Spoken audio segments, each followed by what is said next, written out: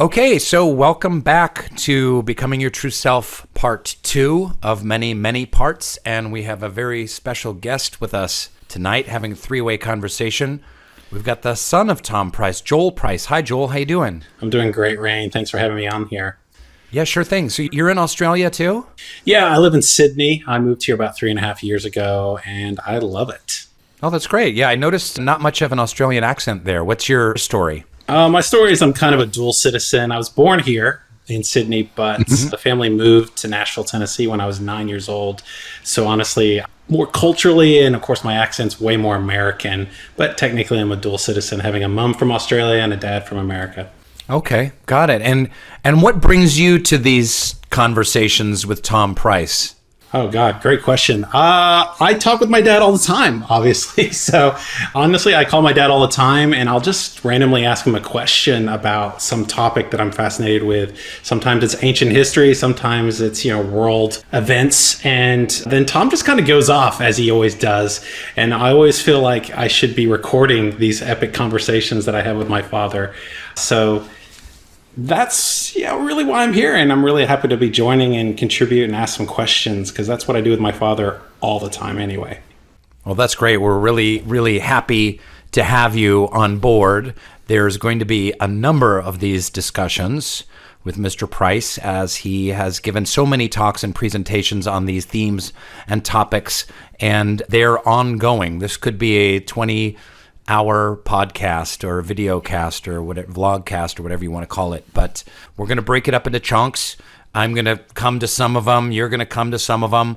The important thing is that we just keep the conversation with Tom moving forward because there's such juicy material in them. What did you think of that first one?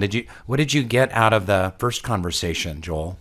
I loved it. I've heard it from my father quite a bit, so I'm really looking forward more to the juicier stuff, the more in-depth stuff. But there's so many things that he has a great perspective on that I'm really excited for.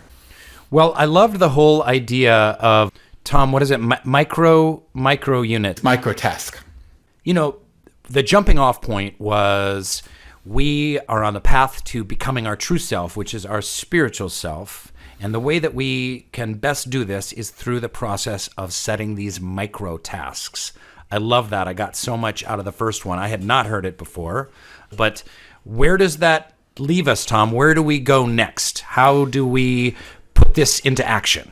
Well, yes. So what we talked about in the last session was just the basic concept that we are spiritual beings. And we need to develop our soul, our spirit, which is an eternal process that we're going to go through. And the way to do this is on a daily basis, not on a weekly or a monthly or a yearly, to do it daily. And there's something mysterious about the day. And then to make the day really work, we establish the principle that we need to make a plan just for the next day, to try and beat yesterday, to do something today that advances it, kind of like a step. When you walk somewhere, you take a step. So we introduced that basic concept. And so I decided to call it a microtask, to create a task that is so small and so easy that you'll do it. And I got this from Abdu'l-Baha, in which he said that he actually used the phrase kam ruz be ruz. If you're Persian, you know that kam means a little bit or small, and ruz means day. So he said kam ruz be ruz, little by little, day by day, you see. And there's an old saying that someone wrote on the internet, commented after this talk, that they were always told, life by the inch is a cinch, life by the yard is hard. Someone said, and I thought, oh, that's interesting. That's a very similar concept. So that was really just the introduction.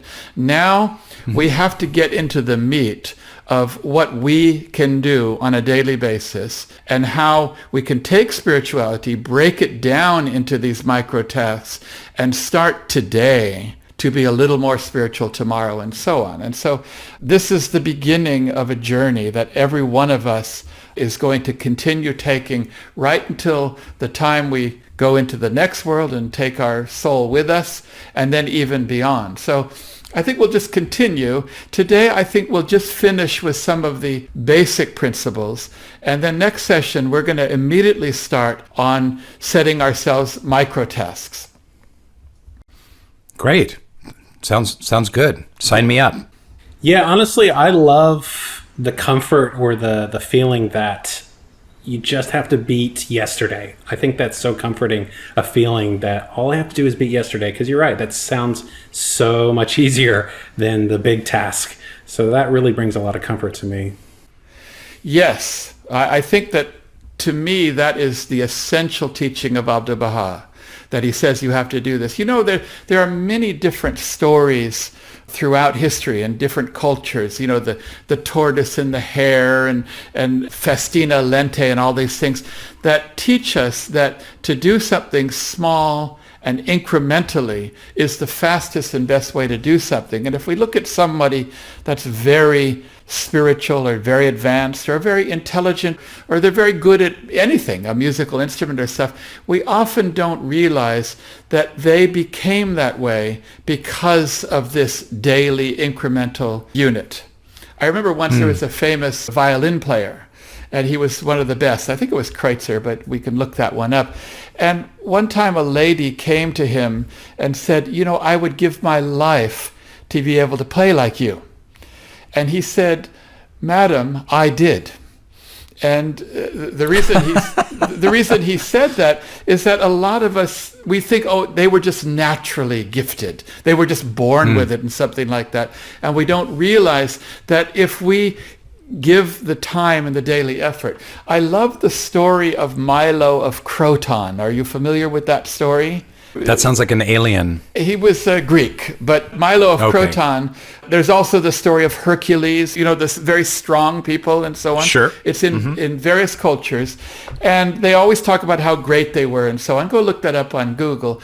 But if you look at these ancient stories like Milo of Croton or Hercules, you'll find that they always tell how they became strong. In the case of Milo and so on, they say that when a newborn calf was born, he picked it up and he carried it around for about an hour or two.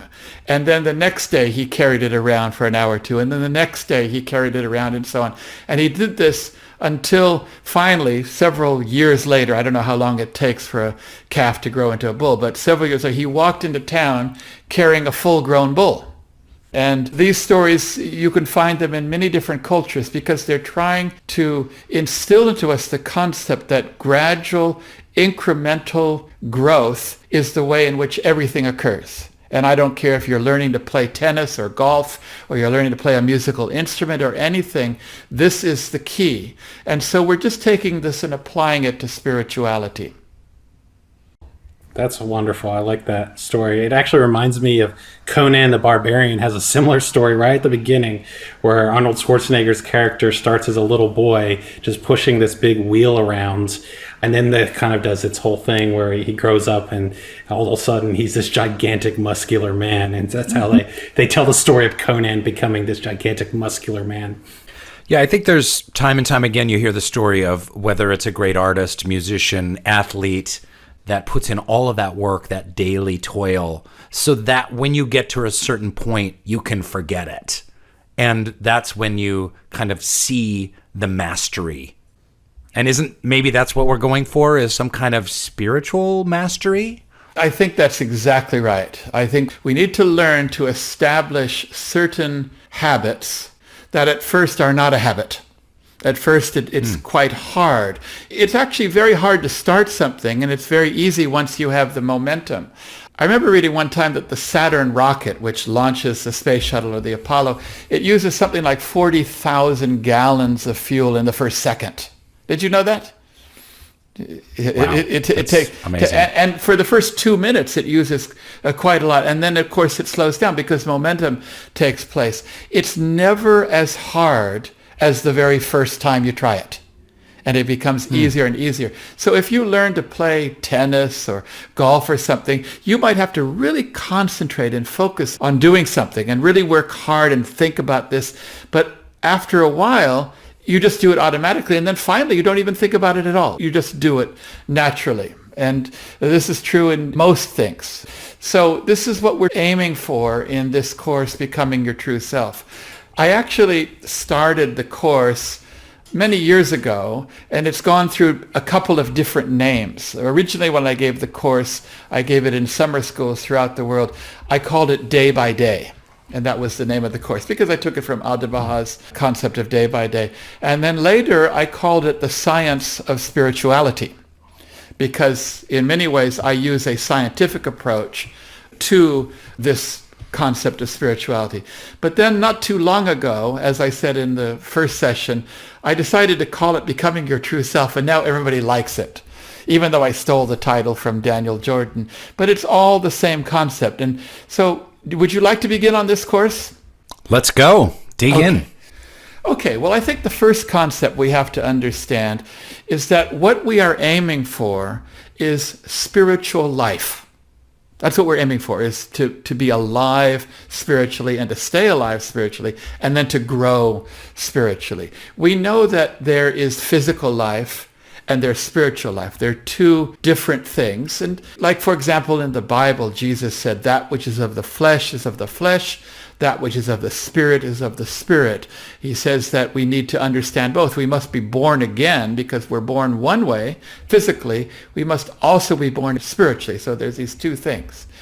But the concept that runs throughout this whole course, Becoming Your True Self, is the concept that spirituality and spiritual things are reflected in physical things. In other words, the physical world is a mirror of the spiritual world. It's a symbolic representation of it. To such an extent that Abdu'l-Baha said, if you want to know spiritual things, if you want to understand spiritual things, look to their physical counterpart, because they enable us to understand it. This is why Jesus and Muhammad and Baha'u'llah and the Bab, they always use analogies from the physical world to explain a spiritual principle. Because believe it or not, the physical world, although we might say, oh, well, it's meaningless, it's just going to last for 70 or 80 years, even though we see the physical world as not being important, it actually does represent the spiritual reality. And so we use that. So when Abdu'l-Baha said, if you want to understand the spiritual world, look to the physical, because this is a general principle in life, I began to think, well, what does physical life require? Because just as there are physical laws, so there are spiritual laws. So taking Abdu'l-Baha's lead, I said, well, what does physical life require? And if you think about it at the most fundamental level, the basic level, physical life requires 6 things. 6 things you must get to stay alive physically. Can you imagine what those 6 things are? Maybe you can tell me. What's one? I'm going to go with air and water and food and shelter. That's 4. Air, water, food, and shelter. Can you think of any more, Joel? Joel, you got any more? We got to stay within a certain range of temperatures. That's good. That's good. I think Rainn got all the basics in my head. Yeah, you need air, which means you need to breathe, right? You need water, which means you need to drink. So we have the noun and the verb. You need sleep. Believe it or not, you need to sleep. Okay. Ah, right. Yep. Rainn said shelter, which is more of a principle that you need to stay within a certain range of temperature. I think that's the key with shelter. And then what else? Motion, exercise. If there's not motion or exercise, then also you don't stay alive. So we got food, water, sleep, oxygen, exercise, and so on. We've got these 6 things. Now, if you think very carefully, you'll realize that every animal is looking for these 6 things. Turn on a documentary on the Animal Planet or something like that. You'll see that the animals are trying to get these things. If the temperature is not right, they'll go north or south depending on the season. They're looking for food. They're looking for water. In other words, animals instinctively try to get these 6 things. They get these 6 things, they stay alive. They have to get them. So when I first thought about that, I thought, well, what are the things that we need to stay alive spiritually, since we know that there's a counterpart? And it's the so 6 corresponding needs. Well, at first I didn't know if there were 6, but I found a letter And this actually came from the Universal House of Justice. I'll post a link to it if someone's interested in it. And they said that these are the essential things that you need to have to grow spiritually. And they listed them. So I counted them up, and they were exactly 6 as well. There's actually 6 things that we need. And this came from the Universal House of Justice. Of course, it comes from the writings of Baha'u'llah and Abdu'l-Baha, and the Bab in the House of Justice was basically echoing these things. So I said, aha, there's the key to spiritual life. We need to get these 6 things. But before I decided to look at those things, and even before we look at those 6 things, I want to think carefully about these 6 physical things. What are some of the basic principles of the 6 physical things that we need? Because then once we know that, we'll apply that to the spiritual 6 things. So let's look at some of these principles. Number 1, the first thing you need is you need to get all 6. In other words, can you imagine if you were not very healthy and you went to your doctor and he says, well, are you sleeping 8 hours a day? And he says, oh, well, absolutely. You say, well, are you drinking water? Yes, I'm drinking water. Well, are you eating, enough food and nourishment? Yes. He says, are you breathing? And you say, oh, I keep forgetting to breathe. Or something like that. Okay, I'm being facetious, but you need to get all 6. Would you agree? In fact, you can die from a lack of any one of the 6. You can die by not eating. We call that starvation. You can die by not breathing. We call that asphyxiation. You can die by not drinking. We call that dehydration. Do you understand? So we need to get them all. That's a very important thing. Don't even think that sleep is unessential. There are many studies that show that if you don't get your 8 hours average, approximately 7 to 9 hours of sleep, all kinds of health problems come to you very quickly. So that's the first thing we need to understand, that we need to get all 6. Okay? And when we come to the 6 spiritual things, we'll apply that. Number 2 is we need to get them incrementally. We need to get them in small units. We cannot get a lot of it. For example, you cannot eat all the food for a month in one meal, although I've tried it, but you can't eat all the food for a month and then not eat for a month. You can't. It's called Thanksgiving. Or as I call it, misgiving. But anyway, but you can try, but you can't do it. You can't not drink water, for a month and then drink, gallons and gallons of water. So all of these things you need to get in small doses incrementally. And that's a very important point. In fact, there's a period of time for each that you cannot go any longer. You can't go much more, they say, than 30 days without eating. Most people can't go. But they say if you're very overweight and you're heavy, you can go a little longer because you can eat your own self a little bit. So I could probably go 40 or 50 days. But they say 30 days is about right. They say you can't go without water for about 3 days. You can try it at home if you don't believe me. They say, well, how long can you go without breathing? Well, that's got to be like 2-3 minutes max. Yeah. And once again, you can try that. Just stop breathing and see how long you go. I think divers can do like 4 or 5 minutes, but average person maybe only can do a minute or so. So every one of these things you need to get in small amounts regularly. So that's the first thing. 1, you need to get them all. 2, you need to get each of them in a certain incremental unit. The third is that you can get them, but you also can get them in a better or worse quality. You can breathe air, but you can have a better quality of air. You can eat food, but you can have better quality of food or a low quality of food. You can drink water, and so on. Would you agree with that? There's a certain amount that you can get that can keep you alive, but you can certainly improve the quality of all of these 6 things physically. And the fourth, I think, is the most important. It's the most interesting when we start to relate this to spiritual needs. And that is that we have a natural craving or an instinct to get these 6 things. We have hunger, we have thirst, and so on. We naturally will want to get them. Animals naturally want to do it. When you're too cold, you naturally want to be warmer. When you're too hot, you naturally want to be cooler. When you're sleepy, you want to get your sleep. In other words, we have a natural instinct physically to try and get these things. So we have to say, is there a spiritual counterpart to that? And the reason I mention this is that I read a statement of Abdu'l-Baha in which someone asked him how to become spiritual.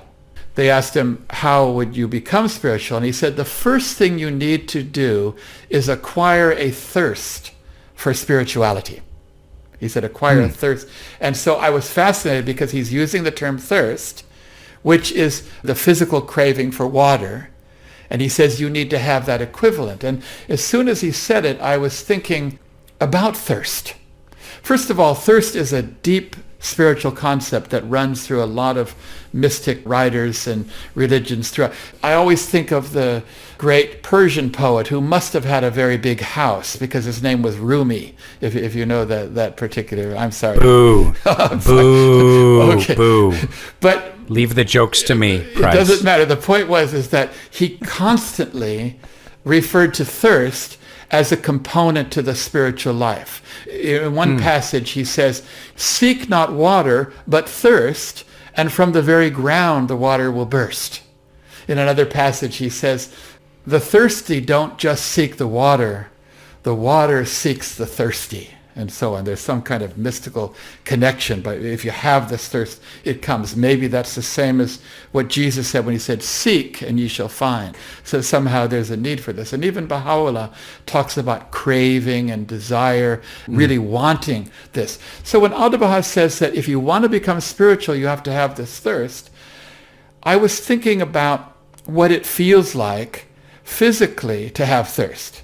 Have you ever been really, really thirsty? Like you're in the desert or outside and you just crave water. Have you ever had that? I mean, I've been thirsty like on a hike, and the canteen's getting low or something like that, but not like really like no water in a day kind of thirst. Yes, but everybody has this feeling that when they're really thirsty, you got to have water. You just got to have it. You've got to drink it. In fact, you feel you will die if you don't get water. Isn't that right? You get that little flutter of fear that, this could be it. That's right. So we all know this feeling. And Abdu'l-Baha says, think about that. You need to have that same feeling for spirituality, that I will die without it. So he says that this is the first thing you have to have. So remember that first rhymes with thirst. You must first have thirst, according to Abdu'l-Baha. And so he said this, and I realized it completely related to these 6 physical things. And then he continued. He said, and the way to get this thirst is to, and then he explained how to get the thirst. Because you see, we instinctively, we're just born with physical thirst, but we somehow need to have a method where we can acquire spiritual thirst. So he says, the way to get this is to do that. So he says, you first must do this, but then he's basically saying there's something that comes before that to give you that first thing. Well, what is that thing? What's the precursor to spiritual thirst? Well, I'd like to tell you, but I'm going to leave it for one of the next sessions because right now I just want to focus on the thirst, and later on we'll come. So it'll be exciting when I finally reveal what Abdu'l-Baha said. So that'll be episode 16? Maybe 3 or 4. Joel, okay. Okay, Tom, so we've got this understanding that we need the thirst, but what are the 6 things? I'm just craving to hear what they are. You mean the 6? You're thirsty for the 6 things. Thirsty or hungry or whatever. So you want to know the 6 spiritual things, is that right? Okay, let's do it. So the 6 spiritual things are, number 1 is prayer. Number 2 is reading the writings of the messengers of God, of the manifestations of God, the sacred scriptures, the Bible, the Quran, the Bhagavad Gita, the Baha'i writings. 1 is prayer, 1 is reading the sacred scriptures, and 3 is meditation. These first 3, I call them the 3 inner spiritual things. They're things we basically do on an inner spiritual basis, and they are different. Remember, they're different. Prayer is talking to God. Reading the sacred scriptures is God talking to us, And meditation is us talking with ourselves, with our higher selves, because believe it or not, we have a higher self that we can converse with. In fact, meditation is often referred to as a form of inner consultation or conversation. These are the three inner things that we must get on a regular daily basis. Then I love that. I love the way you put that. It's so clear. I had never really thought of it with that kind of clarity before. Now, there are three more. And these three more are all outer, not inner. They all have to do with our interaction with other people. The fourth one, or the first of the outer, is striving to become more virtuous. Striving to bring our lives more in accordance with the divine teachings of compassion and mercy and forgiveness and kindness and generosity and love and so on. All of the things that we call virtues, which primarily are related to our interaction with other people. That's number 4. We must do that as well. It's not enough just to pray and just to meditate and read the writings. We must also try and take those and adapt them. Baha'u'llah says something very beautiful. He says it's incumbent upon everyone to translate that which hath been written into action. Many people, we believe in all kinds of things that are good. We think love is good. We think compassion is good. Forgiveness is good. And there are a lot of professional believers.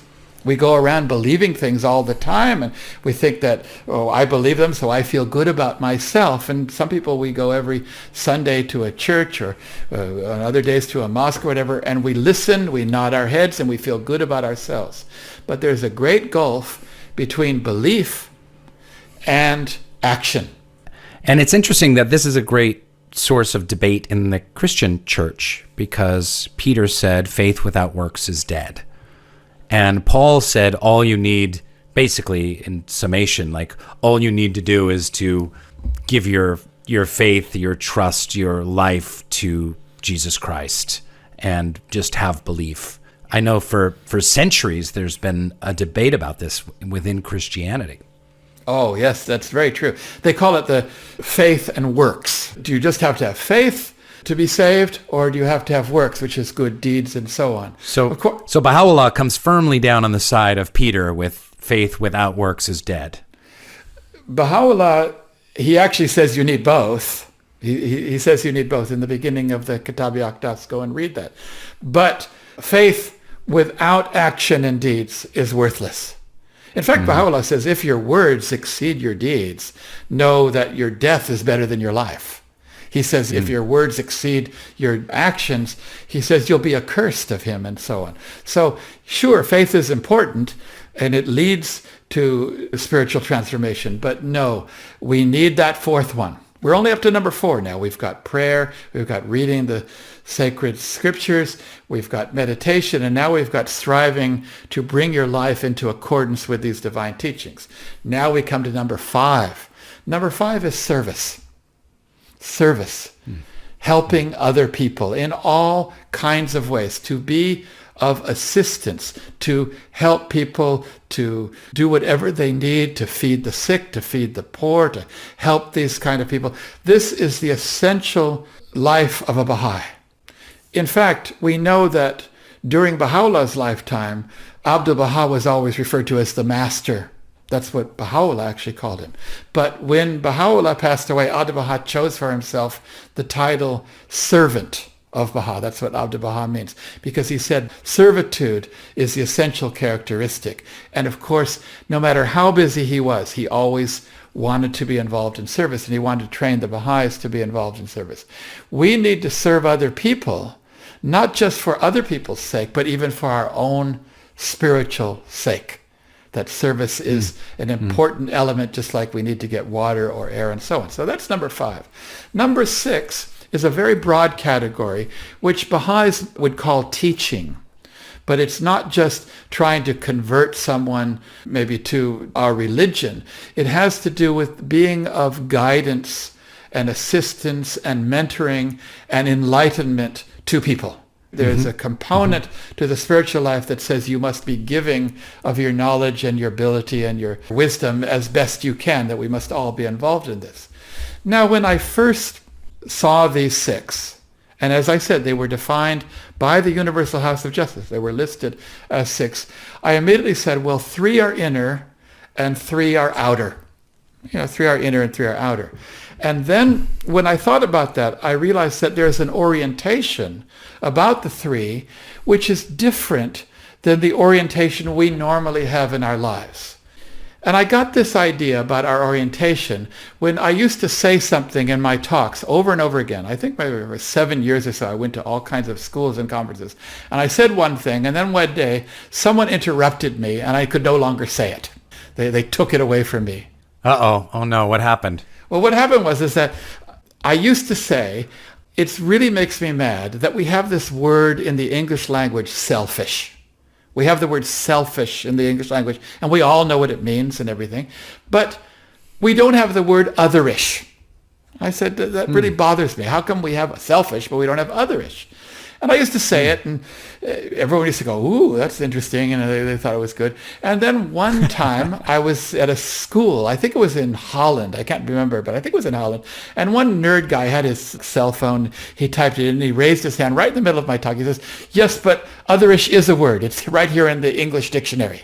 And he typed it in. I said, otherish is a word. And sure enough, we looked at it, and it's there.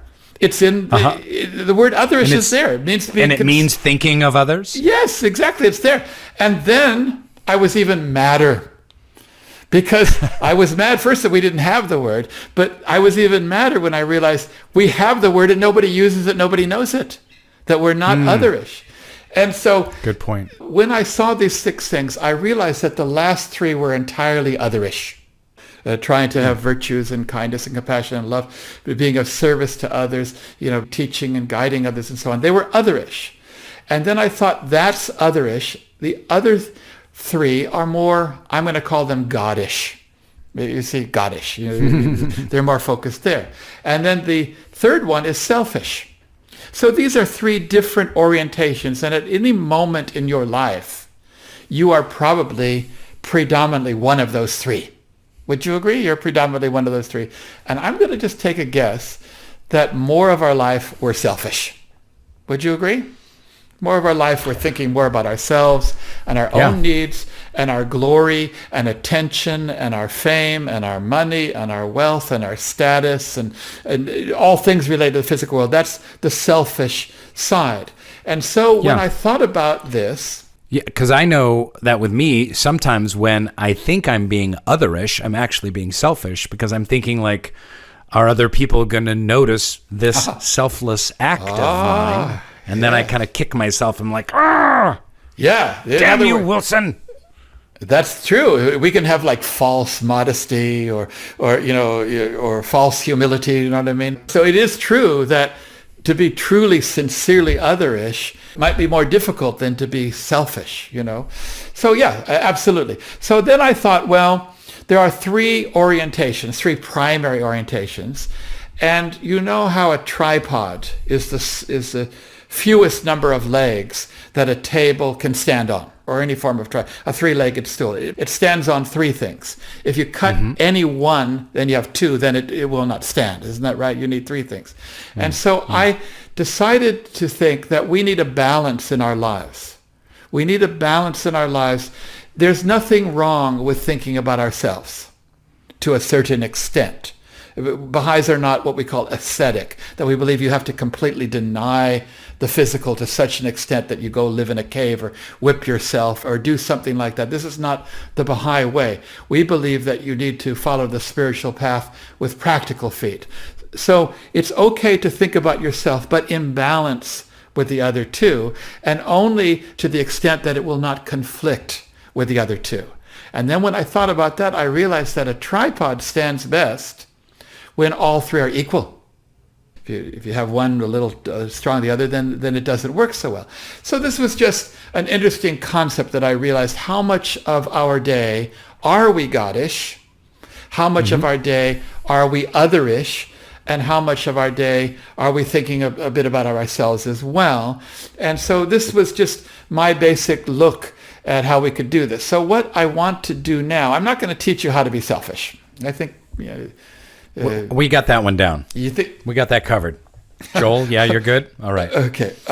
So I'm not going to teach you how to do that, but we want to learn now how to be more Godish and more otherish, and how we can use the concept of the microtask, the daily working on something, to become these things.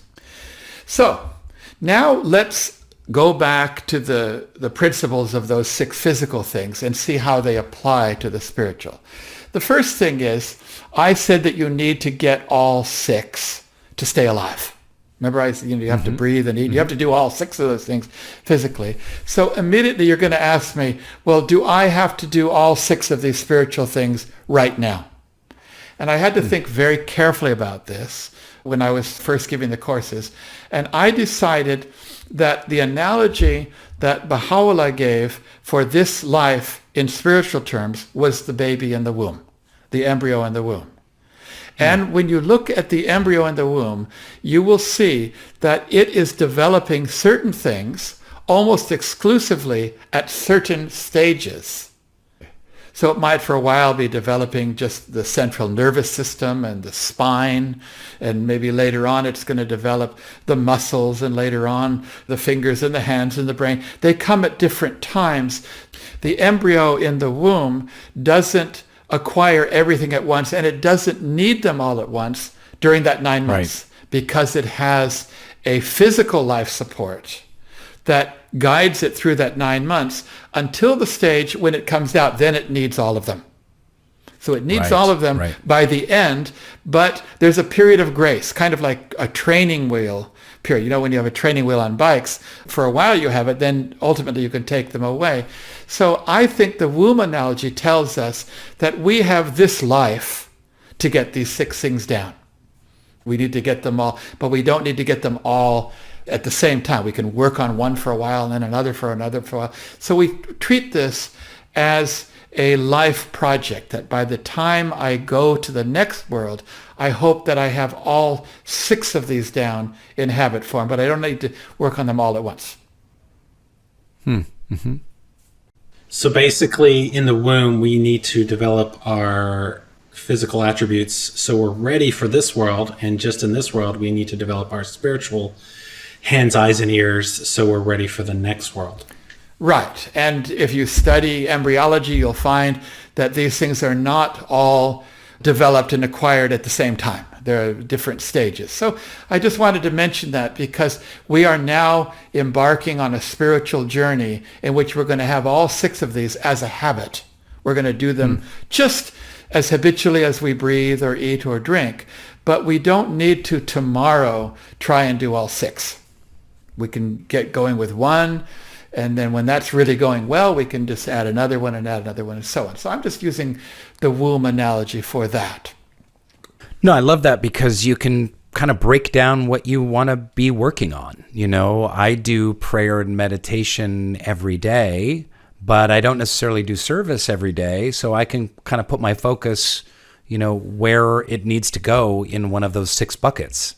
That's right. So everyone can do this program that we're going to talk about over the next several months. Everyone could do the program in their own sequence. Ultimately, they want to have all 6. So yeah, that's exactly right. And as you said, some of us may be more advanced in one or the other, so we'll work on our areas of weakness. This is no different to someone learning to play a sport or a musical instrument, whatever. You will focus more on the thing that you're weakest on. I remember I had a violin teacher, and when something was very difficult, there's always one passage that you just cannot get. He would say, if something is your worst, you need to make that your best. That's what he said. He said, you need to make that your best. If something is your worst, keep working until it's your best. And that often happens anyway, because when you're weak in some area in a musical instrument, you work very, very hard at it and you focus on it. You don't keep practicing all the musical bits that you can play. You work on that really hard until such a stage that it actually does become your best. And so don't think that, oh, I'm really good at this, so I'll strengthen that. We try to create this balance. But as I said, we do it incrementally. Now, there's something I want to apologize for, Rainn, because last session I talked about how becoming spiritual was like walking to New York. Do you remember I mentioned that? And I said, I do. And you know what? I want to develop the virtue of forgiveness, and I'm going to forgive you right now. I forgive you, Tom Price. Okay. Anyways, and walking to New York. And I forgive you too. Oh, yes. Thank you. So, walking to New York, we were talking about taking one step at a time. Yes. That's, if you had however many hundreds of thousands of steps, you'd eventually get there. The reason I say this is that was a very rudimentary analogy. It was just to get us thinking to work incrementally. But in fact, when you walk, you take a step. And the second step is pretty much the same as the third step and fourth step and so on. Every step is about the same. Even by the time you get to New York, the step is there. And that's what we call arithmetic growth, a linear growth, and the same unit over and over again. But if you look at physical life, particularly as it's growing, it does not grow that way. It grows what we call geometrically. That 2 becomes 4, becomes 8, becomes 16, becomes, and so on. Do you understand? And it's the snowball rolling down the hill and gathering snow and becoming until it's a boulder. Yeah. Exactly. And so this is part of physical life when we see it in all things. Well, so also is this true with spirituality. A tiny little step today may be very hard, but tomorrow it will be easier. And it will be easier and easier. It's never going to be as hard as when you first try to do this. And anyone that's learned anything can remember how hard it was. If you're studying mathematics and you're trying to apply a formula, it might be really hard. You might work, for a long time, hours on one formula, but later you can just kind of apply it. If you practice your forehand or your backhand in tennis, you might work very hard, but ultimately it's just instantly, you see, because things get better, capacity increases. If you can imagine, I could take a step today and it was maybe 3 feet, but by the time I get to New York, one step would be 1 mile or something like that, that like every time your step gets bigger. That is the kind of momentum I use. So I need to explain this because you should not be discouraged at the beginning. You should not be discouraged at the beginning because capacity will increase. There's a kind of growth in life that we achieve that is different to just walking. Although walking, it was good to get us going and to think about the incremental process. But now we're going to start to develop geometrically. And so, great. So the next thing I wanted to point out is that when you first start doing these 6 things, and by the way, we're going to have a session on every one of the 6, and in some of them we're going to have many sessions where we exactly itemize what they are, what I call the what of love and compassion and forgiveness and service and prayer and meditation. We're going to talk about all of them. But when we talk about them, we're always going to first describe them, and then we're going to see if we can figure out what we can do tomorrow as a microtask. And when we talk about the microtask, I want to introduce a new concept today, and that's what I call the magic moment. The magic moment was a concept I developed to relate to this because quite often we think we have to do something a lot, quite a bit. I'll give you an example of the magic moment that interested me. I remember when I was 19 years old, we heard about this Baha'i Youth Conference that was going to be held in Hawaii. All the Baha'i youth heard about it. And we heard that it was going to be a fantastic conference and several very important people were going to be there, what Baha'is we know as hands of the cause. There was going to be Mr. Faizi there and Mr. Featherstone and Bill Sears. There were going to be 3 of them there. And so me and I think about 30 or 40 other Baha'is from Sydney and New Zealand, all kinds of places, we saved up our money and we got ready to go to this big international youth conference. For me, it was my first ever international Baha'i youth conference. And as I was getting ready to go, at the airport actually, my family was seeing me off, and I have a brother who's 10 years younger than me. And so he was only 9 years old, and he comes up to me to say goodbye, and he says, when you see Bill Sears, can you please tell him that I just read God Loves Laughter and I love the book? And, I didn't have the heart to tell my 9-year-old brother that I wasn't going to really have any one-on-one chat with Bill Sears, and even if I did, I wasn't going to talk about the reading habits of my brother and stuff like that. So I didn't have the heart to tell him. So I said, okay, yeah, I'll tell him for you. And so then I went to the youth conference. We got there. It was so exciting. In those days, youth conferences, they were kind of like Woodstock. They were exciting, and we all got together, and there was a lot of music. I remember Seals and Crofts was there, and England Dan and John Ford Coley. It was really spectacular. And I remember hearing these fabulous talks by Bill Sears and Mr. Featherstone. And I remember Mr. Fazey gave a talk called Youth, the Morning of Our Lives, which really inspired me, and so on. And then one afternoon, I came into the auditorium. It was this big, huge gymnasium where thousands of people could sit. And instead of being sessions, they had 3 lines. And at the front of the line, at the very end of the hall, were the 3 hands of the cause. Bill Sears, Mr. Fazey, and Collis Featherstone. And the lines went out all the way back and outside and into the grounds. And you could just get in one line, and you could stand in that line for maybe an hour or so, and you got to shake the hands and say like 2 words to one of them. And so I came in and I saw that session. I said, this is not for me. It's not my style. I didn't want to get in the line. So I said, I'm not going to do this, and stand there. As I was walking away, I remembered that I had promised my brother that I would tell Bill Sears this. So I got on the Bill Sears line. And so I waited and waited and waited. It was like more than an hour. It was just shaking hand, shaking hand. But there were so many thousands of people. Finally, I got up to Bill Sears. And when I reached him, I said, I just want to tell you that my 9-year-old brother read God Loves Laughter, and he really loved it.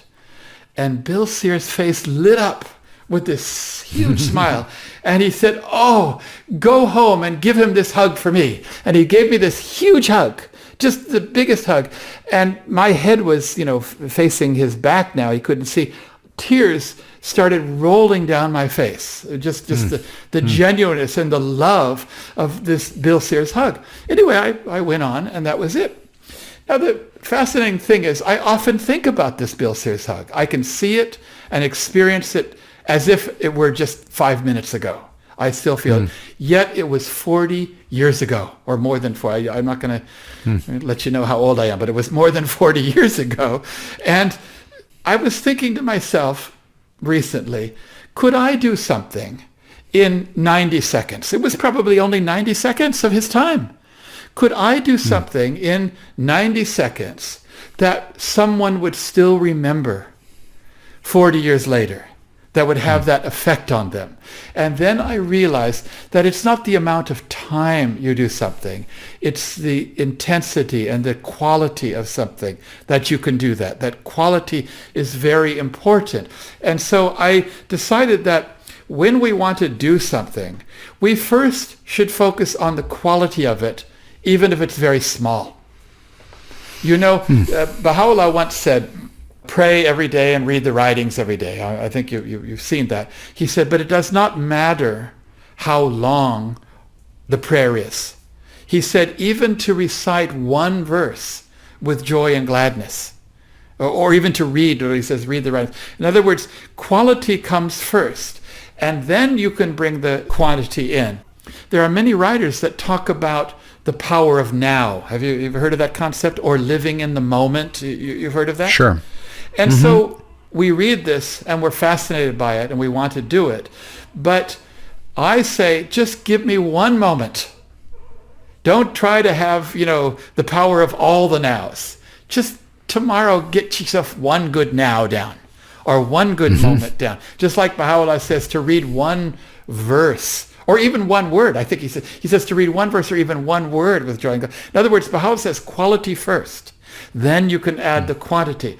And the reason I say this is that don't set yourself a goal in your microtask for any of these 6 things with trying to do it all day long at first. Ultimately, I hope you can do it. I believe Bill Sears probably did it all day long to everybody. He probably did to every one of the 1,000 people's in that because he had developed. But the first step is to get the quality right. So just have one good happiness moment, one good forgiveness moment, one good whatever it is you're trying to work on, and do that, because then you will increase your capacity. And just like 1 goes to 2, goes to 4, goes to whatever. In other words, 8, 16, 32. Exactly. So you're talking about really like having one awesome pure love moment a day. Can you have one like true love connection every single day and build off of that? Exactly. What I'd like to say is that think that tomorrow you are a spiritual zygote. I don't know if you know the term zygote. The zygote is after conception, 2 cells come together. They're just 2, okay? But that is the greatest moment of all. Wouldn't you agree? Conception? It goes from nothing to 2 cells. Now, those 2 cells will ultimately become 4 and become 8 and 16. But the energy on creating the first one is immense. Ultimately, by the time you're born, 9 months later, you have billions of cells. And you will have you'll have billions of moments. Remember, life is nothing but a collection of days. And days are nothing but a collection of moments. So we're going to work on the moments to get our days going, and then our days will ultimately add up to a life. So it's just another concept I want to introduce into this microtest, that you set yourself just to do a very small thing, quality first. Yeah, that's a wonderful concept. I really like that. Yeah, it makes things much more just accessible, approachable, doable, less overwhelming. You see someone really with a whole bunch of spiritual qualities and wisdom, and like, how am I ever going to get there? It's like, well, who knows if you are ever going to get there, but here's one thing you can do, is do a couple things, or just one thing, or a couple things really beautiful and pure and building of your own capacity tomorrow. That's it. That's all you have to worry about. Yes. And so what we're going to do, we're going to develop a program in which we decide which of those 6 things we're going to work on tomorrow. And we can all do it in different sequence. And at some stage, we'll say, well, we've got that down. That's a habit. That's instinctive. That's just like breathing. And we'll add another. We're going to learn how to do each of those things. And we're going to use the process, the basic process of bringing ourselves to account each day, which is basically what Baha'u'llah said to do. He said, bring yourself to account each day. And, when you do accounting, you take both the negative and the positive. How much money you lost, how much money you made, how much money you spent, and so on. Accounting does not have to always be in the black. Is that right? And so Baha'u'llah said, just do the accounting. Even if it's bad. So we're going to bring ourselves to account each day. And after we've brought ourselves to account, then we're going to set ourselves a goal for the next 24 hours. It could be today or tomorrow, depending when we do it. We're going to set ourselves that goal, and we're going to make that goal doable in terms of being a microtask and even just a minute or a moment, a magic moment. We're going to set ourselves that goal, and then the next day, because every day we do it, we're going to say, did I achieve it? Did I not achieve it? How can I improve upon it? Should I continue doing it? Should I modify it? And so on. And that simple process, the process of bringing ourselves to account each day in relation to the 6 things now, the 6 things that I said, the prayer, the reading, the writings, the meditation, the service, and so on, we are going to find that ultimately we're going to be like Hercules or Milo of Croton. We've carried that calf every single day, and now we can carry it very strongly, and we will amaze ourselves at how spiritual we can become. I think that's probably enough for today. Would you agree? I'll leave you with one small story. Yeah, that sounds good. This is bite-sized for this lesson plan. Sounds great. What's the story?